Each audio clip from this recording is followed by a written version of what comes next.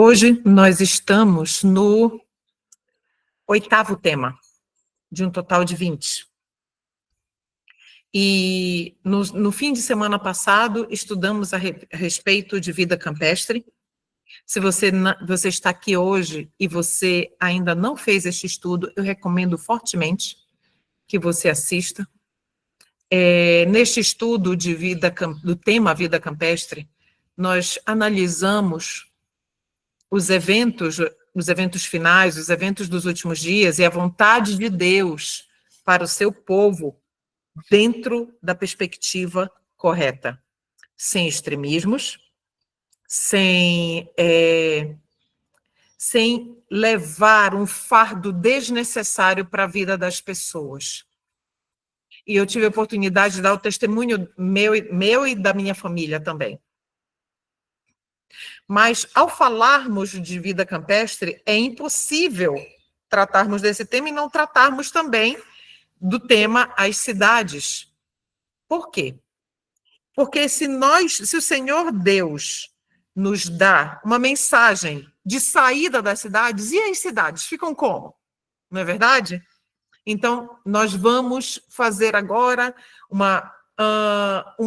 fazer um panorama de toda essa temática, inclusive analisando se os métodos evangelísticos atuais, que são usados como argumentos para que as pessoas permaneçam na cidade, para salvar e evangelizar os que estão na cidade, se esses temas, se esses métodos evangelísticos realmente procedem de acordo com a vontade de Deus. Então, hoje, realmente, o nosso estudo ele é bem amplo. Então, vamos lá. Os primeiros construtores de cidades. Recebendo a maldição de Deus, Caim se retirou da casa do pai. Escolheu a princípio para si a ocupação de cultivador do solo. E então fundou uma cidade, chamando-a pelo nome de seu filho mais velho. Isso está registrado em Gênesis 4:17. Saíra da presença do Senhor, rejeitar a promessa do Éden restaurado, a fim de buscar suas posses e gozos na terra sob a maldição do pecado, ficando assim à frente daquela grande classe de homens que adoram o Deus deste mundo. Então, Caim, quem se configura como o originador de uma cidade? Aquele que rejeitou a Deus, rejeitou a sua verdade e assassinou o seu próprio irmão. Então, esse foi o destino, foi o propósito da vida de Caim. Não somente espiritual, mas de ganho, de prazeres, de gozos mundanos. E após o dilúvio? Vamos lá. Se você tiver a sua Bíblia, por gentileza, abra lá em Gênesis, capítulo 11. Nós estamos em um estudo, não é uma palestra, é um estudo. E em estudos, a gente lê as Escrituras. Então, vamos lá. Do verso 1 até o verso 4. Diz assim: E toda a terra era de uma língua e de uma fala. E aconteceu que eles, viajando do leste, acharam uma planície. Não é montanha, montanha dá trabalho, não é? Mas tudo que é mais fácil é na planície. Então, acharam uma planície na terra de Sinear, e eles habitaram ali. E eles disseram uns aos outros, verso 3, vamos, façamos tijolos e queimemo-los. E eles tiveram tijolos por pedra e betume por argamassa. Verso 4, último verso. E eles disseram, vamos, edifiquemos para nós uma cidade e uma torre, cujo topo possa alcançar o céu. E façamos para nós um nome, para que não sejamos espalhados sobre a face de toda a terra. Façamos para nós um nome, para que não sejamos espalhados pela face de toda a terra. Então, foi neste local que eles resolveram edificar uma cidade. E nessa cidade, uma torre de altura tão estupenda que havia de torná-la uma maravilha ao mundo.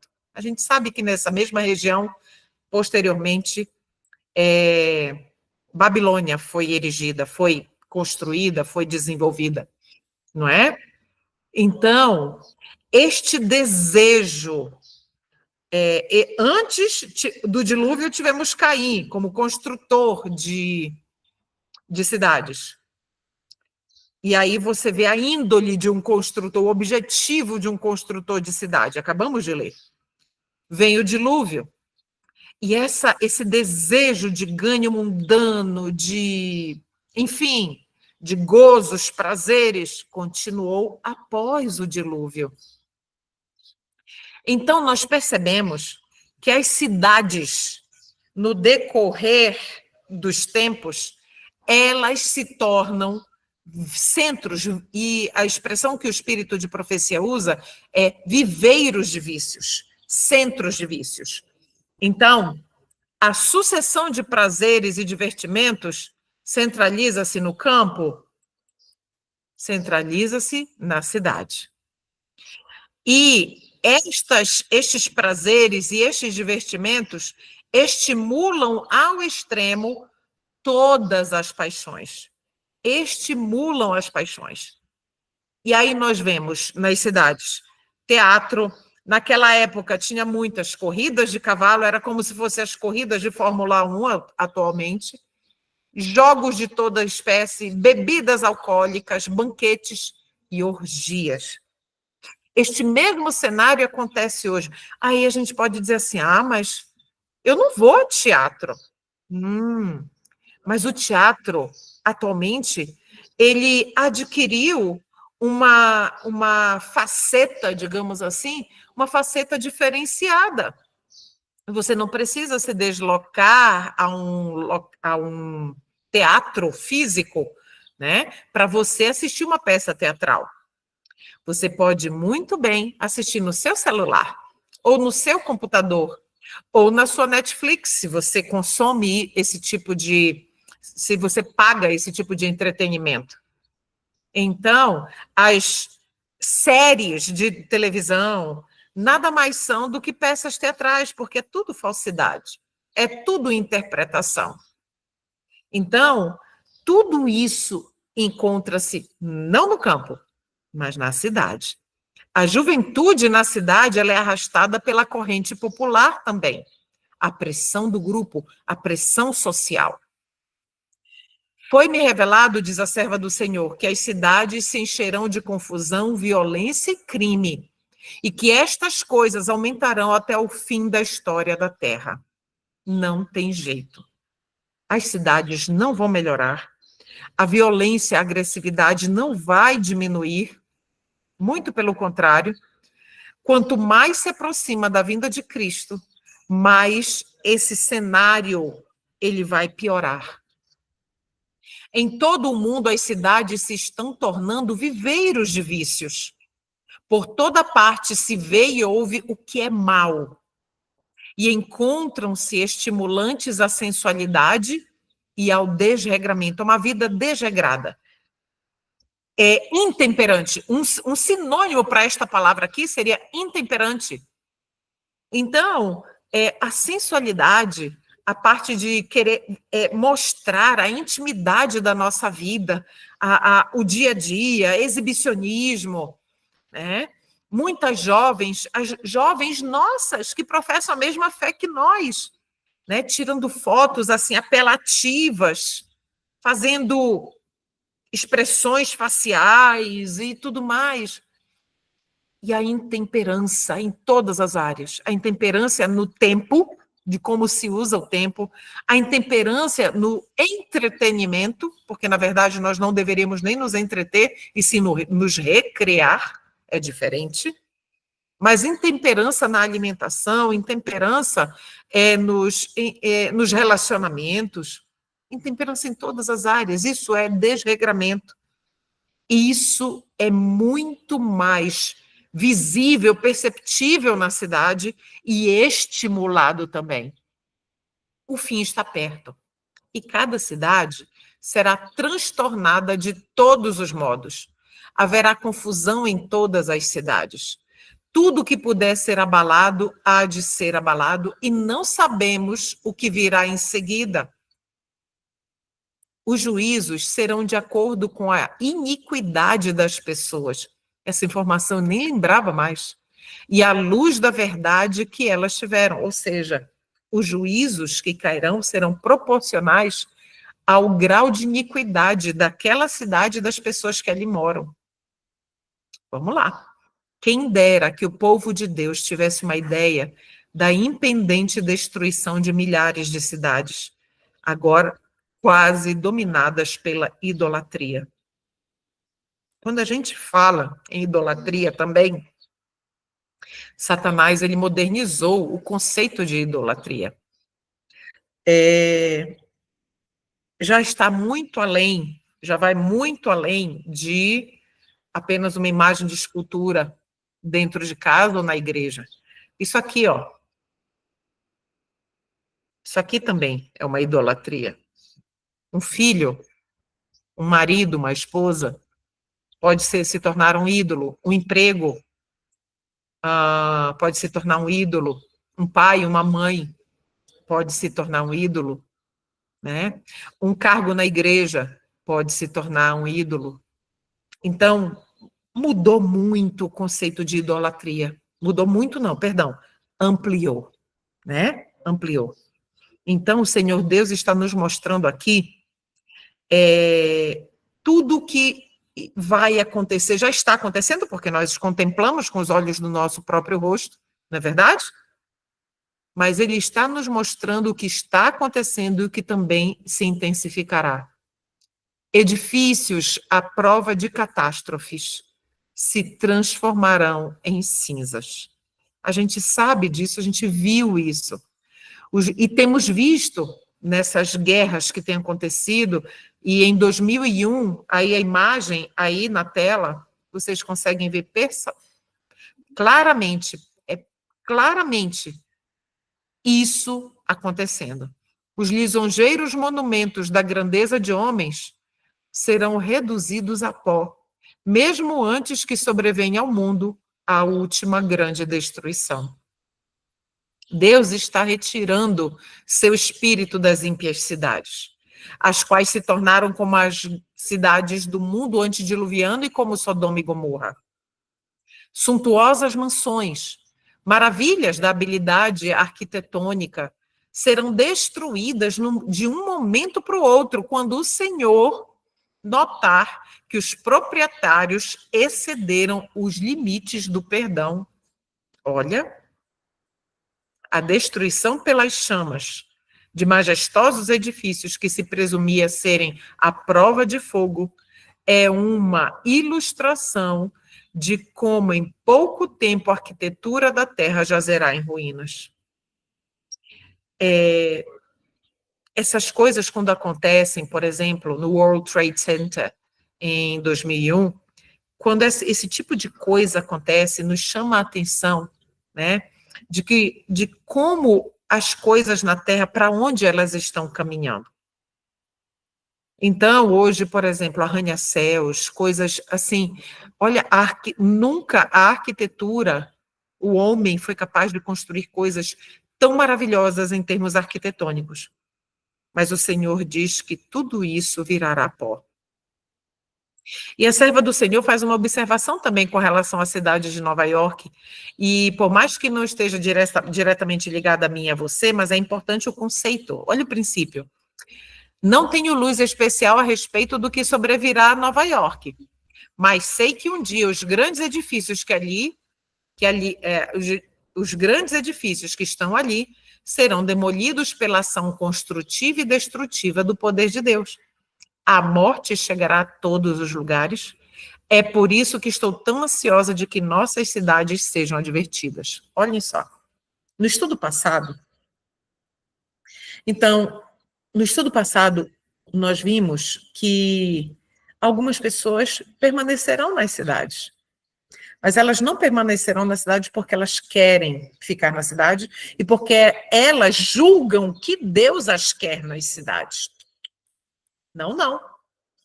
Elas permanecerão na cidade, porque o Senhor Deus revelará a elas de maneira inequívoca de que é necessário que elas permaneçam lá.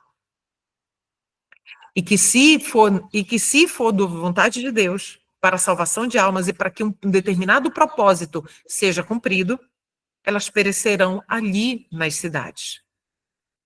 E perecerão nas cidades e serão salvas, mesmo nas cidades. Mas elas não vão dizer, mas elas estarão ali na cidade, desejando ardentemente não estar lá, estar no campo. Mas elas obedecerão ao Senhor, por amor a Ele e pelas almas que Ele ainda quer resgatar. Agora, ninguém está autorizado por Deus para dizer o seguinte: não, eu não vou com a minha família no campo porque eu ainda tenho muita coisa para fazer na cidade. Não é isso que o Senhor Deus diz para nós. A ordem é: saia da cidade. Aí nós vimos de que forma no estudo passado. Então vamos lá.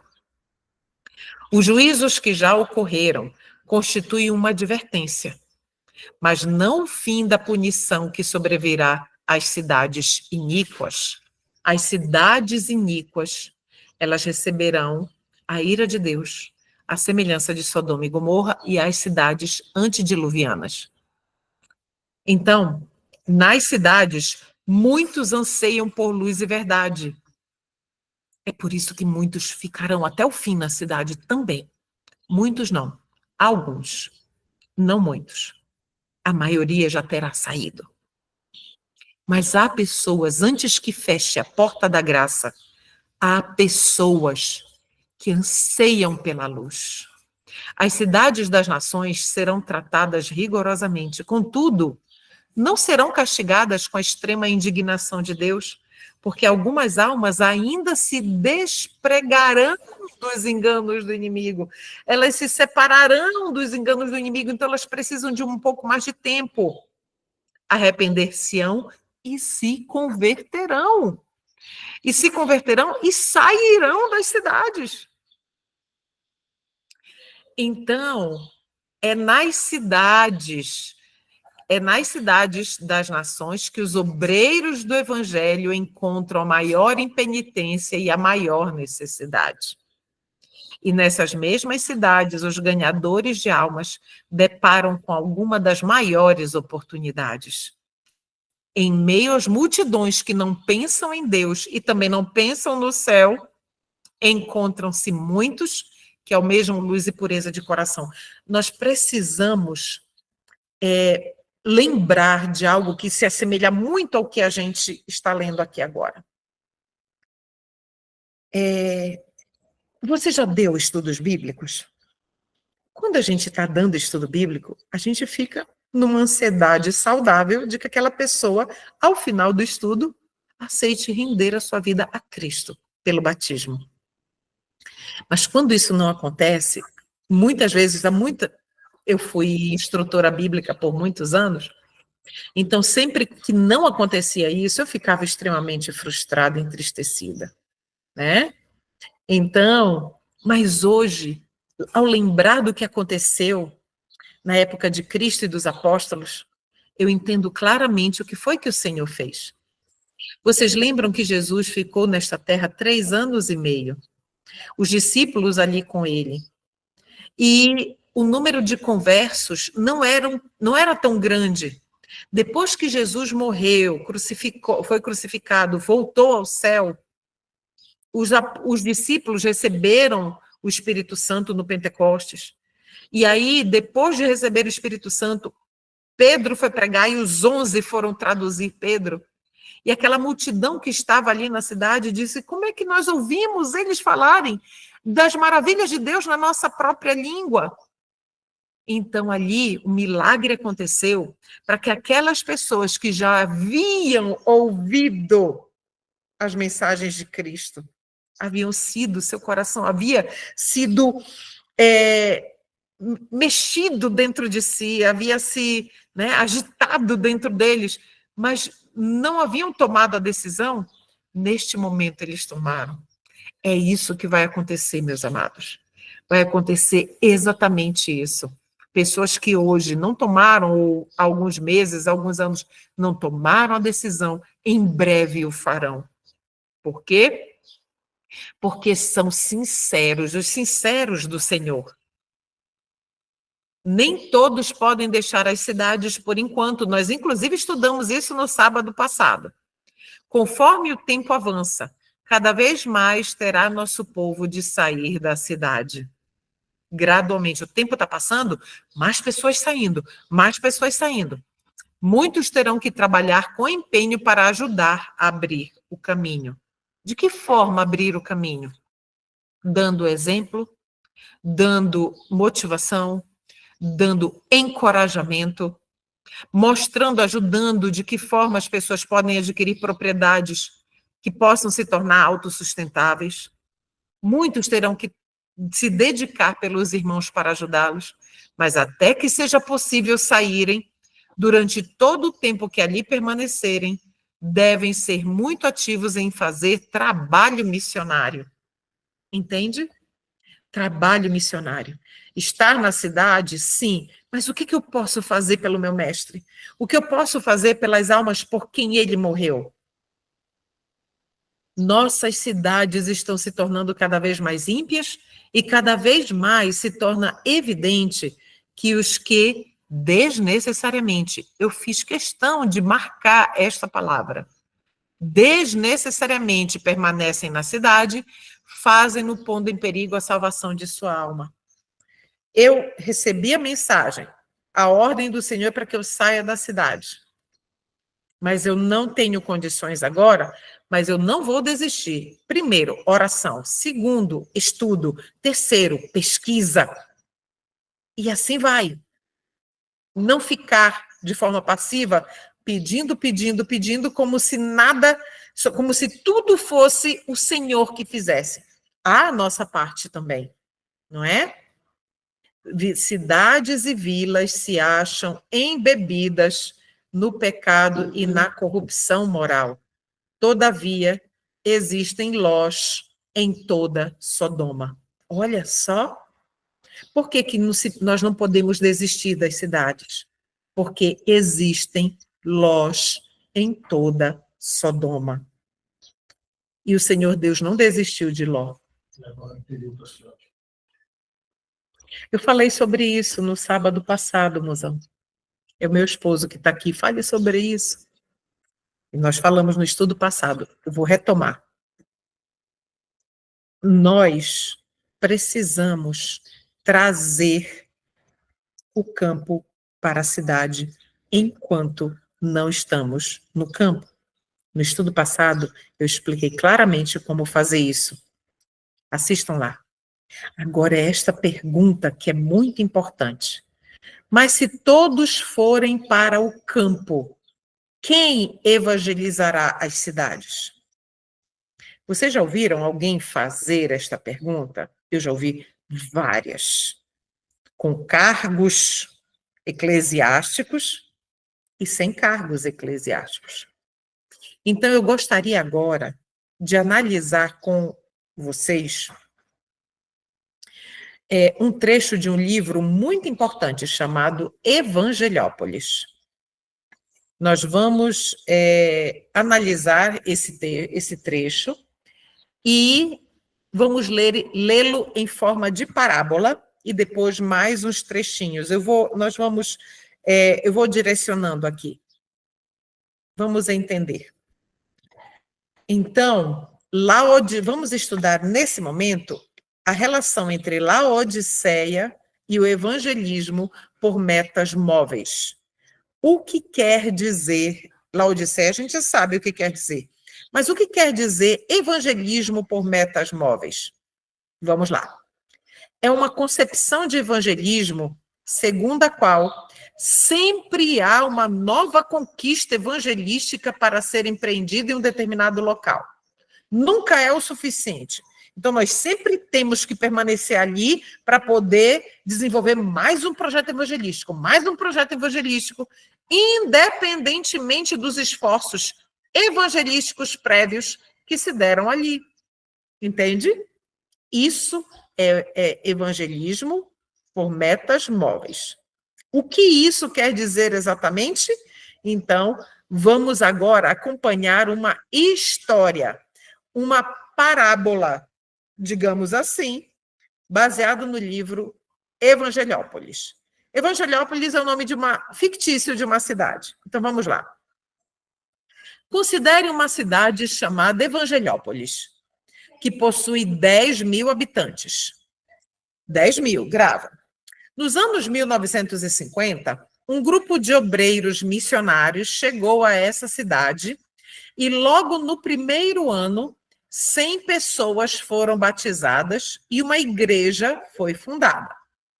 No entanto, nesse primeiro ano que houve essa fundação dessa igreja e tudo mais, que foi o ano de 1953, apenas 200 lares foram visitados. Tinham quantos?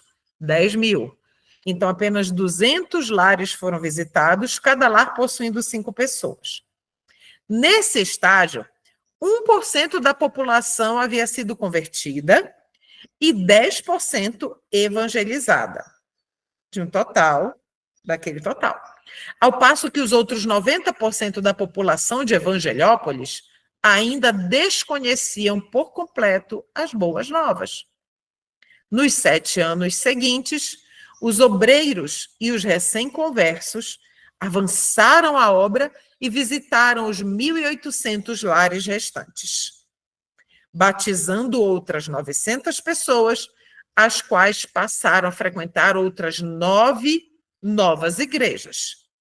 O ano de 1960 marcou, portanto, o êxito máximo do evangelismo na cidade de Evangeliópolis.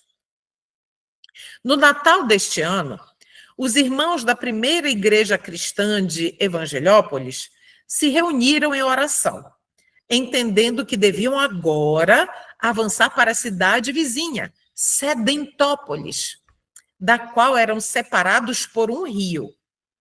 Perceberam que havia 2 grandes dificuldades para o avanço desse projeto evangelístico. Vamos ver quais eram as dificuldades para chegar, para que o evangelho, para que eles levassem o evangelho até Sedentópolis.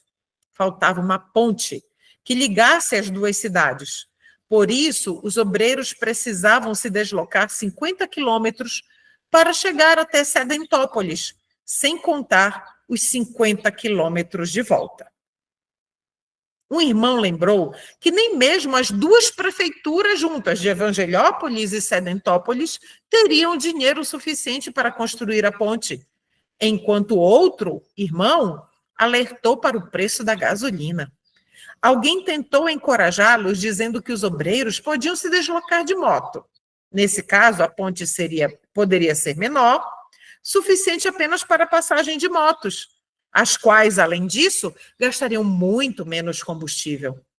Como não chegassem a nenhuma conclusão, decidiram voltar para suas casas, de onde deveriam orar ao longo da semana, clamando a Deus para que chegasse a uma decisão sábia. Na semana seguinte, os irmãos se reuniram novamente. Entre outras coisas, foi argumentado que a ponte para Sedentópolis, mesmo que pequena, custaria o equivalente a 20 bancos novos com assentos almofadados. Desde a fundação da igreja, em 1953, alguns irmãos se queixavam dos bancos duros de madeira. Também foi exposto que o dinheiro que seria gasto com combustível ao longo de um ano seria suficiente para comprar 20 latas de tinta. Os 8 anos decorridos, desde a fundação da igreja até aquele momento, haviam desgastado a pintura das paredes. Ficou decidido, por fim, que essas prioridades seriam atacadas em 1961 e que o projeto evangelístico de Sedentópolis seria novamente colocado sob discussão, para ser discutido, no ano seguinte, em 1962. A primeira escola cristã de Evangeliópolis foi fundada nesse ano. Foi uma festa enorme na cidade. A pregação que o pastor proferiu naquela cidade tratava dos muitos lares evangeliopolistas, nos quais o evangelho chegaria por meio daquela escola. Em 1965, uma rádio cristã passou a operar ali, levando às casas dos munícipes maravilhosos hinos, o que certamente muito contribuiria para a pregação do evangelho. Mas o sinal de rádio, infelizmente, não chegava até o outro lado do rio, ficava só em Evangelhópolis.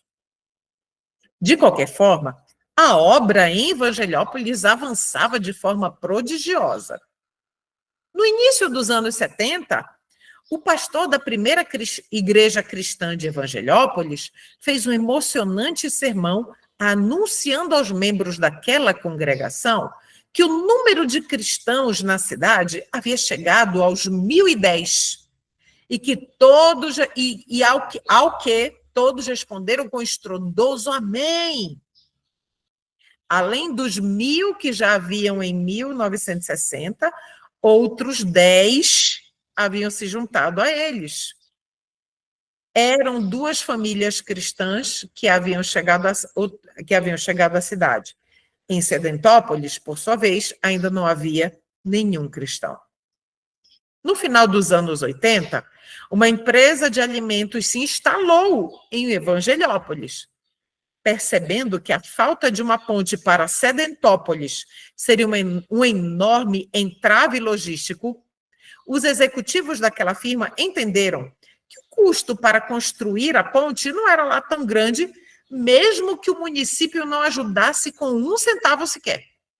3 meses depois foi inaugurada a ponte entre Evangelhópolis e Sedentópolis.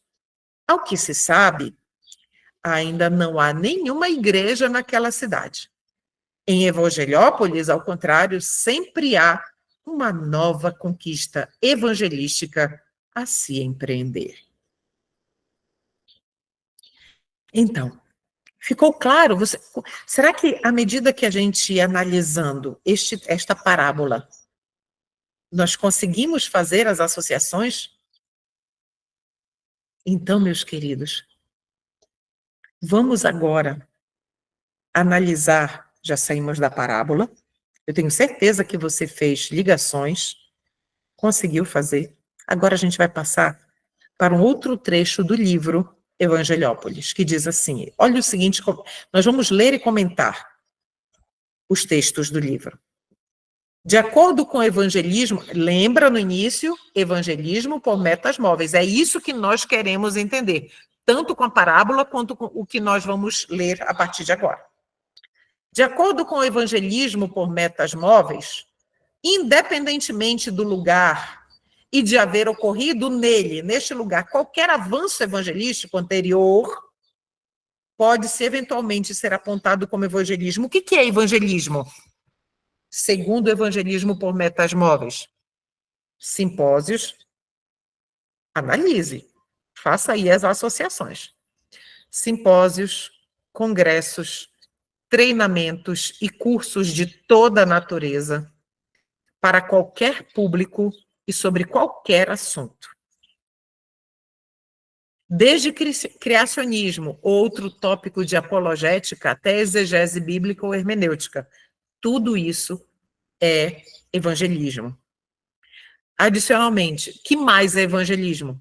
Todo tipo de eventos sociais de jovens, acampamentos de desbravadores, acampamento de carnaval, panfletagens, distribuição gratuita de produtos em ruas, semáforos ou eventos, oferta de serviços gerais à população, campanhas de diversas naturezas, bem como toda e qualquer espécie de assistencialismo.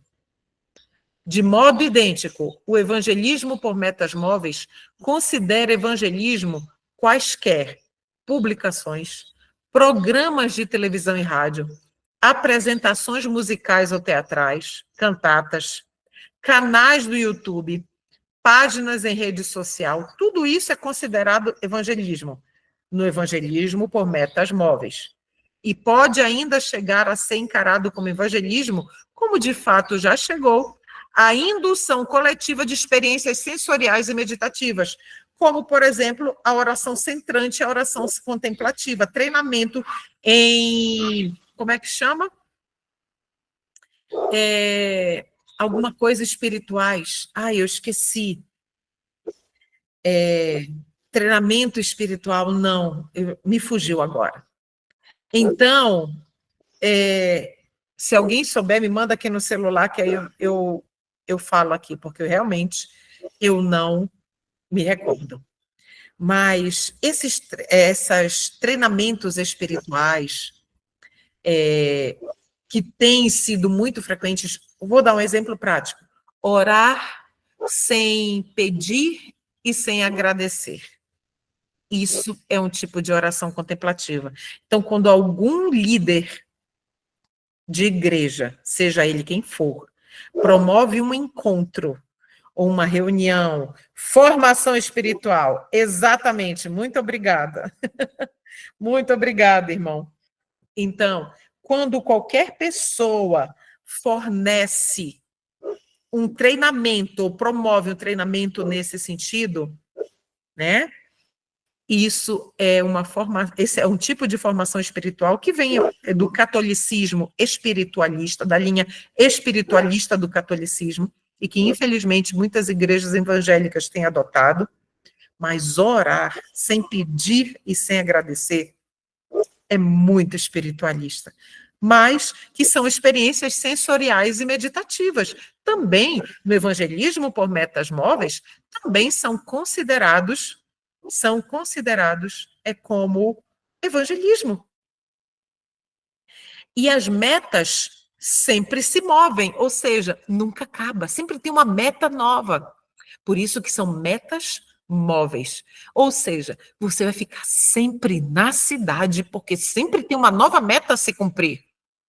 E você é necessário na cidade. Não vá para o campo, não. Isso é coisa de dissidente, de fanático, de pessoas que não sabem interpretar as escrituras. Decisões, não é verdade? Individuais. Em resumo, para o evangelismo por metas móveis, qualquer coisa pode acabar por representar uma conquista evangelística por alcançar. Nenhum lugar está suficientemente evangelizado antes de se tentar ali todas as aventuras evangelísticas imagináveis e inimagináveis. É essencial destacar que haja vista estar no poder da igreja apressar a volta de Jesus, o que a senhora Ellen White realmente deixa muito claro, que está no poder da igreja. Quando eu digo da igreja, igreja povo, mas também a igreja organizada. O evangelismo por metas móveis que atrasa, ele que atrasa a entrega do evangelho ao mundo, não é uma concepção de evangelismo que foi dada à igreja. O Senhor Deus nunca propôs o evangelismo por metas móveis para a igreja. Nunca. Não se trata, em outras palavras, de uma concepção universal que se impõe à igreja e da qual ela não possui o poder de escapar. Não é algo que o Senhor Deus diz, faça e segue, e é isso aí. Não. A igreja de Laodiceia é a igreja de Laodiceia, meus irmãos, que adotou e mantém, por opção da liderança, por opção da sua estrutura organizada, o evangelismo por metas móveis. Tudo bem? Esse trecho todinho foi tirado do livro Evangeliópolis e o Evangelismo por Metas Móveis, autor Lucas Roberto Gonçalves. Mas eu ainda usei mais alguns trechos também, que diz assim, olha, dentro de tudo isso que nós estamos estudando, evangelismo por metas móveis, onde fica agora algum aspecto muito importante que vocês vão entender agora. Isso é Ellen White falando, tá bom? As igrejas devem despertar. Os membros devem acordar do sono e começar a perguntar como está sendo usado o dinheiro que investimos no tesouro de Deus. O Senhor deseja que seja feita uma pesquisa minuciosa. Todos estão satisfeitos com a história do trabalho nos últimos 15 anos? Olha que ela escreveu isso em 1800 e... Ai, quando, meu pai? Antes de 1900, ou seja, ali, bem no início do Adventismo. Todos estão satisfeitos com a história do trabalho ou da obra? Essa seria a melhor tradução. A história da obra nos últimos 15 anos? Onde está a evidência do cooperar com Deus? Onde foi ouvida nas igrejas a oração pela ajuda do Espírito Santo? Insatisfeitos e desanimados, nos afastamos da cena. The Cress Collection. Queridos, a coleção Cress eram cartas do Dr. Cress, que Ellen White se correspondeu com ele guardou, fazia parte da coleção, cartas que ele recebeu de Ellen White e que o IAG em breve vai traduzir. Vai ser disponibilizado em livro para nós. Então, nossas igrejas e instituições devem retornar para onde estavam antes do início do desvio do alvo, quando começaram a confiar. Desvio de quê? De que forma eles se desviaram? Quando começaram a confiar no homem e a fazer da carne o seu braço. Entende? Esse é o tipo de perfil católico romano, sabia? Confiar no sacerdote, cegamente. A palavra daquele sacerdote é lei, né? Não vimos o suficiente da sabedoria humana? Não devemos agora buscar a Deus com seriedade e simplicidade e servi-lo com coração, mente e força? É uma reflexão para nós. Também está na Cress Collection. O dinheiro gasto na ampliação das instituições em Battle Creek, a gente está falando de cidade. Não fugimos do tema cidade. Nós estamos estudando essa questão do evangelismo por metas móveis, porque é este o argumento usado para aprisionar membros da igreja na cidade, prendê-los ali, prendê-los, inclusive com argumentos de que quem é que vai evangelizar as cidades se todo mundo for para o campo? Isso não é algo que nos diga respeito. Isso pertence a Deus, porque Ele deu a ordem para sair da cidade. Ele não disse, olha, esse grupo aqui sai, esse grupo... Ele não disse isso. O sair das cidades para salvar suas famílias, como diz a serva do Senhor, é para 100% do seu povo. E muitos lá fora, que não são do povo de Deus, que são, digamos que, pagãos ou ateus, estão despertando para isso. E você acha mesmo que o Senhor Deus vai deixá-los no ateísmo? Eles serão atraídos a Deus ali, por obedecer ao Senhor, eles receberão a bênção da obediência. Entende? O dinheiro gasto na ampliação das instituições em Battle Creek pode muito bem ser dedicado ao plantio da verdade nas cidades e lugares onde ainda não se apoderou. O dinheiro foi confiado a agentes humanos para ser investido na obra do Senhor, distribuído aos trocadores e aumentado com o uso. Uma e outra vez, os homens em posições de confiança colocaram diante deles a necessidade de que a vinha do Senhor fosse mais igualmente trabalhada. A vinha, onde é que é a vinha do Senhor? Ellen White responde, a vinha é o mundo. Cada parte do mundo dessa vinha é do Senhor e deve receber a devida atenção. Nenhuma localidade deve engolir todos os recursos que podem ser obtidos para enriquecer, ampliar e multiplicar suas instalações. Queridos, olha só, isso aqui é muito sério, muito sério. Nenhuma localidade, nenhuma associação deve engolir todos os recursos que podem ser obtidos para enriquecer, ampliar e multiplicar suas instalações, com prédios luxuosos, chiques e tudo mais, enquanto as maiores partes do campo são deixadas sem recursos, sem presença adventista. Esta política não é inspirada por Deus, queridos, eu estou lendo. Isso quem escreveu foi a profetisa de Deus. Os chamados graciosos de misericórdia devem ser dados a todas as partes do mundo. O campo de Deus é o mundo. Isso está na coleção Spalding Maguen, página 13. Está no volume 1. Já tem traduzido também para venda. A irmã White não se ateve, no entanto, a apontar os equívocos na alocação dos recursos evangelísticos. Quando a gente fala de recurso, é dízimo e oferta, tá bom? Então, não é só dos recursos evangelísticos, mas identificou ainda a origem dos erros da utilização desses recursos. Pessoas em posição de liderança tinham uma espécie de ciúme dos recursos. Ellen White percebeu isso. Eles tinham ciúmes dos recursos de Deus. Não eram deles, eram de Deus. Por anos, olha o que ela diz aqui. Por anos, a obra nas cidades tem sido apresentada diante de mim e com insistência exigida de nosso povo. A obra nas cidades é nossa responsabilidade. Instrução tem sido dada para que se abra o trabalho em novos campos. Tem havido algumas vezes um temor de que alguém que esteja disposto a entrar em novos campos receba do povo recursos que se supunha fossem necessários em outra obra. Olha só o que está dizendo aqui. Está dizendo que, por exemplo, digamos que a igreja aqui, a associação tal, o grupo tal, né, evangelístico, um grupo da igreja, nós vamos enviar agora um missionário para tal lugar.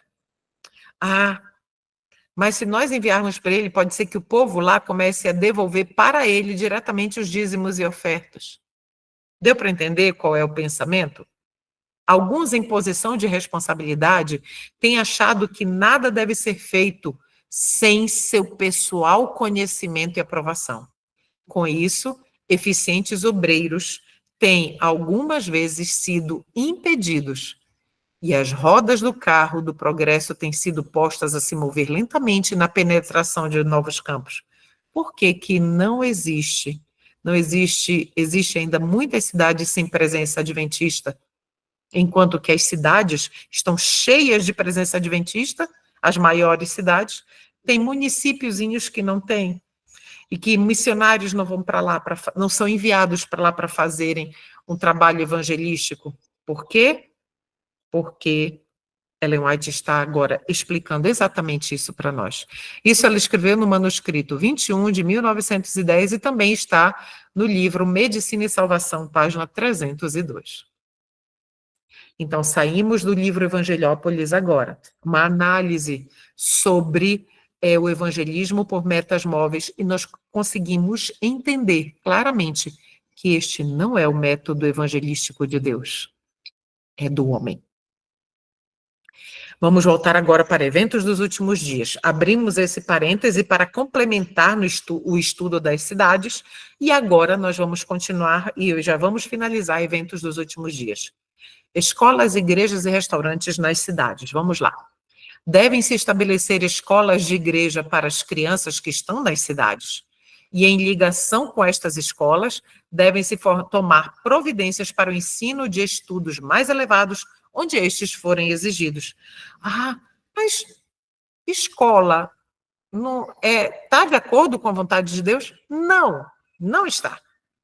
Porém, se houvessem escolas segundo o padrão de Deus nas cidades, quantas e quantas e quantas famílias não seriam alcançadas? Porque as escolas, do jeito que elas estão, as escolas confessionais, elas são praticamente escolas mundanas, sem haver quase nenhuma diferença para uma escola secular. Então, as escolas de igreja não são o que elas são hoje. Não era o intuito do Senhor que elas tivessem um modelo que elas têm atualmente. E vamos falar agora dos restaurantes? Nossos restaurantes devem estar nas cidades, pois de outra maneira, os obreiros desses restaurantes não poderiam alcançar o povo e ensinar-lhe os princípios do viver sadio. A mensagem de saúde é a mensagem que vai persistir sem nenhum impedimento quando tudo for fechado. Quando tudo for banido, quando tudo for barrado, a mensagem de saúde vai continuar. Então, os restaurantes, só pelo fato deles estarem nas cidades e funcionar como um restaurante hoje, os nossos restaurantes precisam ter um diferencial. Por quê? Porque hoje nós temos um boom uma explosão de restaurantes veganos, vegetarianos e veganos, porque as pessoas estão valorizando, até mesmo os satanistas são veganos. Por quê? Porque é a forma deles se comunicarem melhor com seu mestre, entenderem melhor o que seu mestre quer, os satanistas quer deles. Então, no nosso caso, que Deus deu essa mensagem para nós, os nossos restaurantes, eles têm que ter um diferencial, porque ele não pode ser mais uma instituição de alimentação saudável, porque qual é o objetivo? Alcançar o povo e ensinar-lhe os princípios do viver sadio. Alcançar o povo para o céu, para Cristo, entende? Então, novas estratégias precisam ser elaboradas. Nessas cidades, devemos ter casas de culto como memoriais de Deus, mas as instituições para a publicação da nossa literatura, ou seja, as nossas editoras, para a cura dos enfermos, ou seja, as nossas casas de saúde, os nossos sanatórios, clínicas de recuperação da saúde, e para o preparo de obreiros, as escolas missionárias devem, olha o verbo que a serva do Senhor usa, devem ser estabelecidas fora das cidades.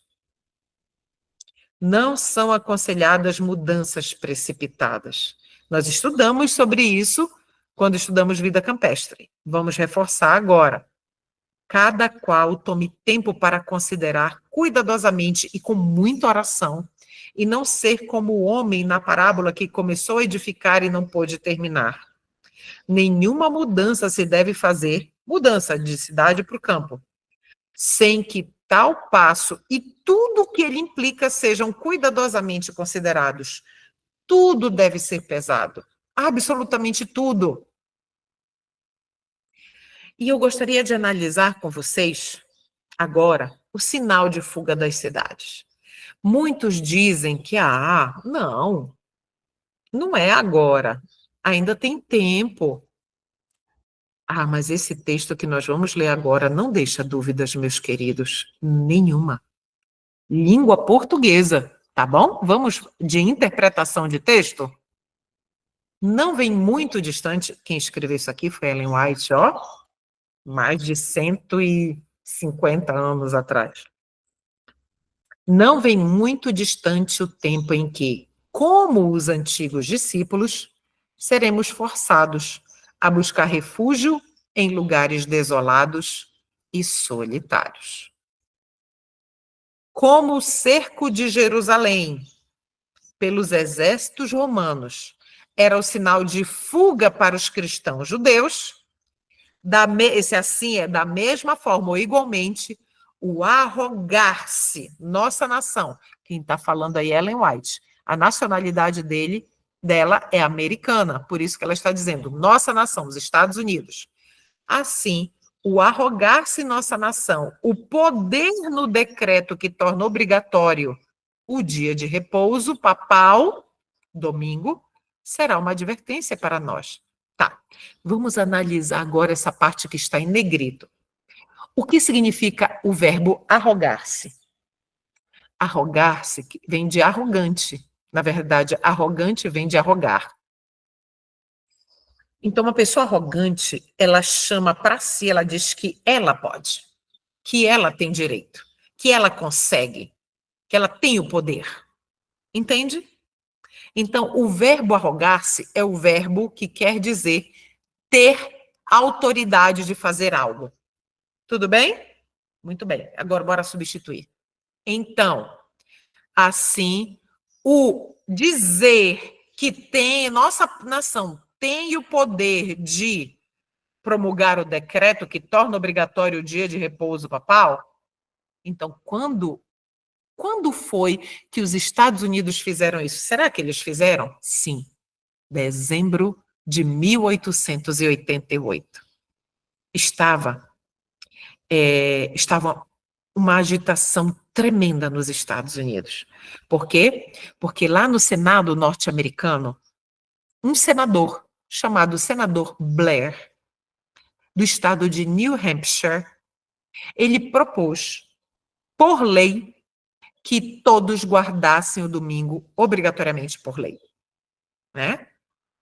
E, claro, que sempre que um decreto ele vai ser feito, sempre tem uma consulta pública, sempre tem, as pessoas são consultadas, a população, os políticos, cada um vão se posicionar na tribuna, dizendo concordo, não concordo, por isso, dando os seus motivos.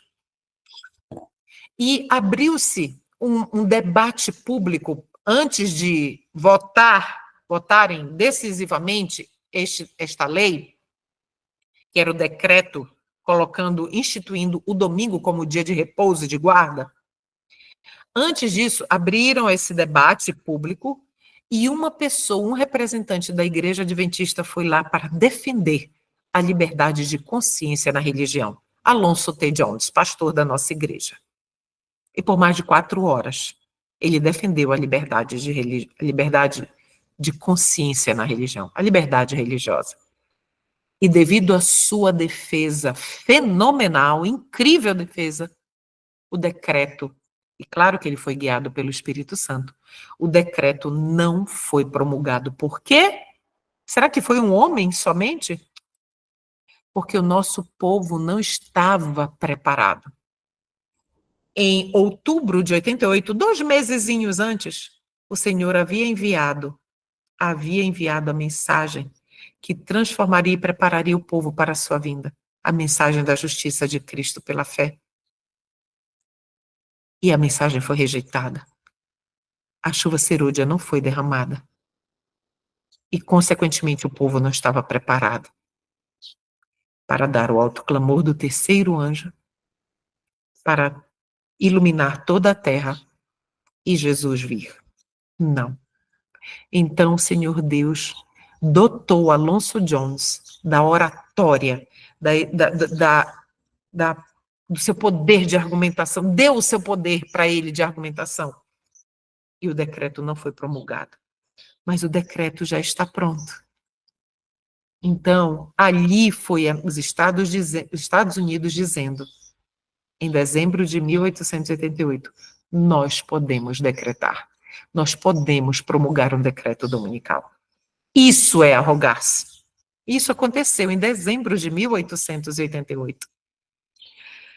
Então, este arrogar-se será uma advertência para nós. Uma advertência. Agora vamos entender. Quando isso acontecer, será então tempo de deixar as grandes cidades. Ok. Então, quando foi o tempo de deixar as grandes cidades? Há mais de 150 anos atrás. Entende? E este é o que está aí marcadinho de verde?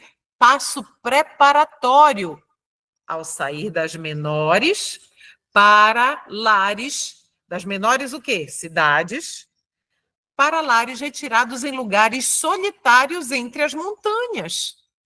Lugares solitários entre as montanhas. Quanto mais longe das cidades e mais difícil o acesso, propriedades que estão longe das cidades e em difícil acesso, são as propriedades que o povo de Deus precisa procurar.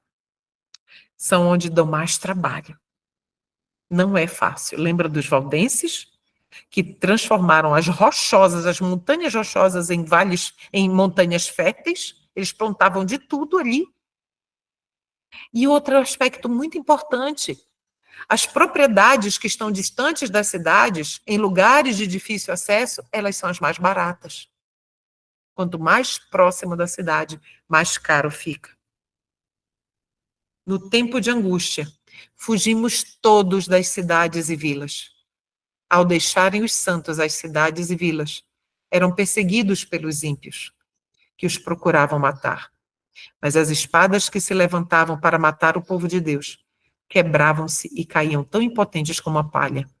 Anjos de Deus escudavam os santos. Tem muitas pessoas que usam essa citação para dizer, olha, tá vendo? Não saíram da cidade, Deus protegeu. O Senhor Deus não protege o negligente. Não protege o negligente. Lembra das pessoas que vão precisar ficar na cidade? Porque Deus assim o quer, estas ele protegerá. Porque elas têm uma missão dada por ele. inequivocamente. Porém, aquelas pessoas que ficam na cidade por comodidade, por conforto, por fugir, né, do desconforto, daquilo que realmente desagrada a elas, por não para não decepcionar os familiares, ou os irmãos da igreja, a liderança e tudo mais.